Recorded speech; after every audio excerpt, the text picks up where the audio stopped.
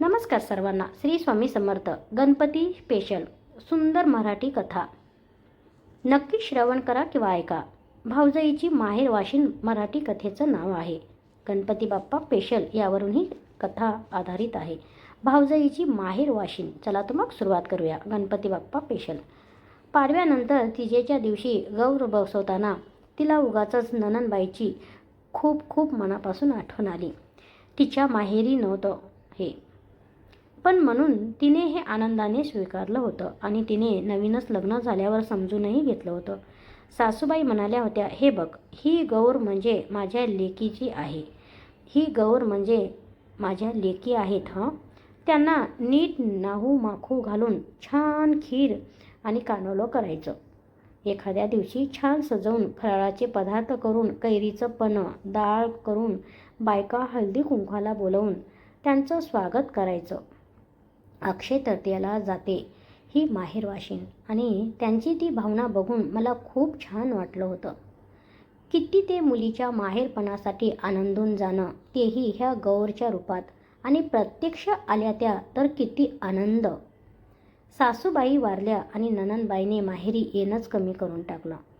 भाऊजाई त्यामुळे जरा नाराज झाली, कारण जसं प्रत्येक स्त्रीला माहेर असतं आणि त्या माहेरचं माणूस हक्काचं असतं, तसं नवऱ्या लोकांना बहिणी ह्या फार हक्काच्या असतात.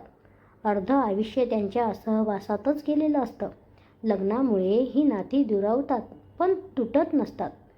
ती बहीण म्हणजे भावाला अगदी हक्काचं ठिकाण मनातलं सारं बोलण्यासाठी. त्यामुळे त्या भाऊजाईला वाटायचं नणंदबाईंनी यावं, आपल्या भावासाठी तरी हक्काने राहावं. कारण भाऊजाईला पण माहीत असतं की शेवटी माहेर वाशिनीला कशाचीही अपेक्षा नसते.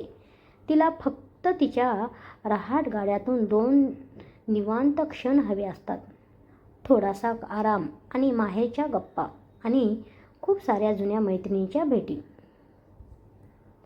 सगळ्या दुनियेत मिळत असली तरी तिच्या माहेरच्या गावातली पाणीपुरी आणि आत्या आत्या म्हणत गळ्यात पडणारे, आपल्यासारखीच सवयी असणारे आपले भाची मंडळी, हे सगळं तर हवं असतंच तिला. पण खरंच आई गेली की माहेर संपत नाही. आई गेली की माहेर संपत नाही, कारण आई आणि वडील गेल्यावर तर खरी गरज असते त्या भावाला बहिणीची.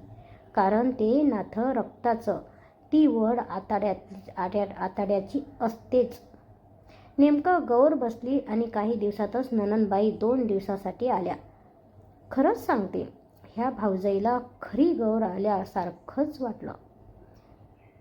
लेकराच्या तोंडून सारखं ते आत्या आत्या म्हणणं, नवरा तर सारखा जुन्या आठवणीवर बहिणीच्या मांडीवर डोकं ठेवून जुन्या आठवणीत रमलेला पाहून खूप छान वाटलं.